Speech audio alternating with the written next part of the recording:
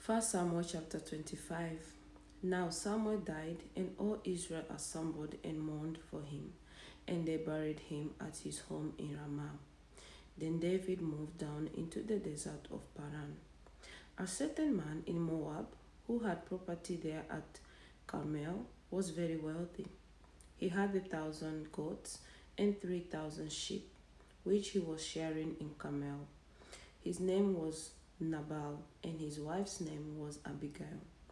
She was an intelligent and beautiful woman, but her husband was surly and mean in his dealings. He was a Calebite. While David was in the wilderness, he heard that Nabal was shearing sheep. So he sent 10 young men and said to them, "Go up to Nabal at Carmel and greet him in my name. Say to him, 'Long life to you, good health to you and your household, and good health to all that is yours.' Now I hear that it is sheep shearing time.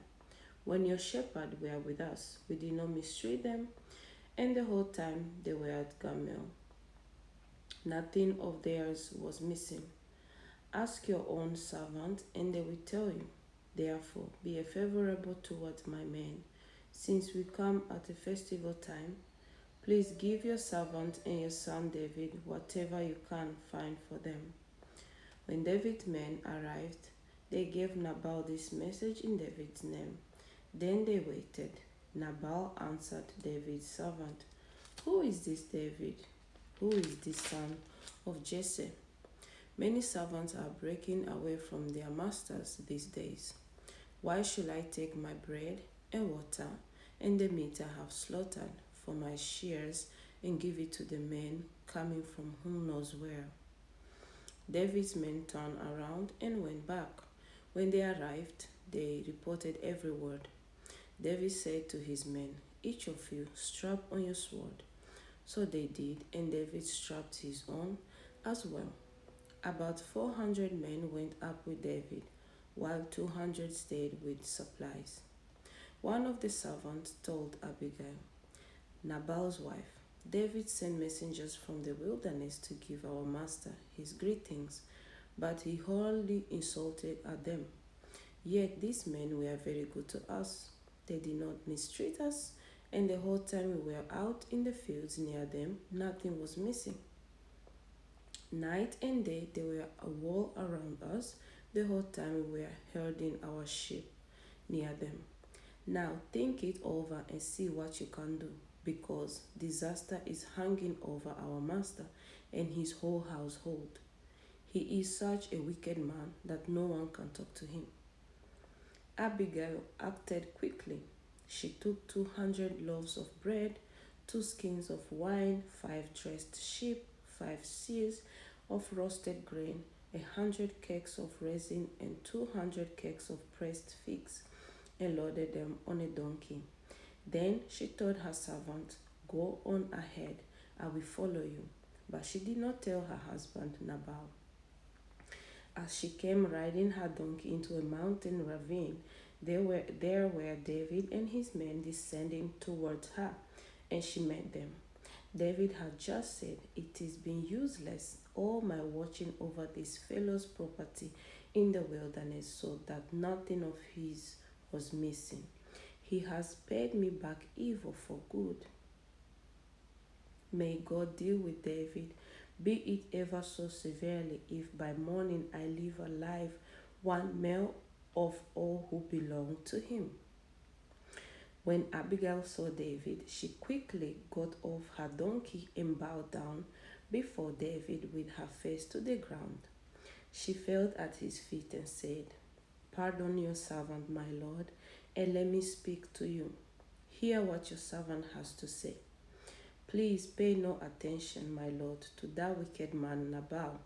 He is just like his name. His name means fool, and folly goes with him. And as for me, your servant, I did not see the men my lord sent. And now, my lord, as surely as the Lord your God lives, and as you live, since the Lord has kept you from bloodshed and from avenging yourselves with your own hands, may your enemies and all who are intent on harming my lord be like Nabal. And let this gift which your servant has brought to my Lord be given to the men who follow you. Please forgive your servant's presumption. The Lord your God will certainly make a lasting dynasty for my Lord, because you fight the Lord's battles, and no wrongdoing will be found in you as long as you live. Even though someone is pursuing you to take your life,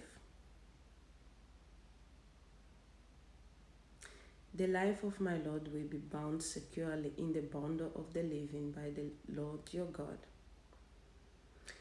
But the lives of your enemies he will hurl away as from the pocket of a sling. When the Lord has fulfilled for my Lord every good thing he promised concerning him and has appointed him ruler over Israel, my Lord will not have on his conscience the staggering burden of needless bloodshed or of having avenged himself. And when the Lord your God has brought my Lord success, remember your servant. David said to Abigail, Praise be to the Lord, the God of Israel, who has sent you today to meet me. May you be blessed for your good judgment and for keeping me from bloodshed this day and from avenging myself with my own hands. Otherwise, as surely as the Lord, the God of Israel, lives, who has kept me from harming you, if you had not come quickly to meet me, not one male belonging to Nabal would have been left alive by daybreak. Then David accepted from her hand what she has brought him and said, Go home in peace. I have heard your words and granted your request. When Abigail went to Nabal, he was in the house holding a banquet like that of a king. He was in high spirits and very drunk. So she told him nothing at all until daybreak. Then in the morning, when Nabal was sober, his wife told him all these things, and his heart failed him, and he became like a stone. About 10 days later, the Lord struck Nabal, and he died. When David heard that Nabal was dead, he said, Praise be to the Lord who has upheld my cause against Nabal for treating me with contempt. He has kept his servant from doing wrong and has brought Nabal's wrongdoing down to his own head.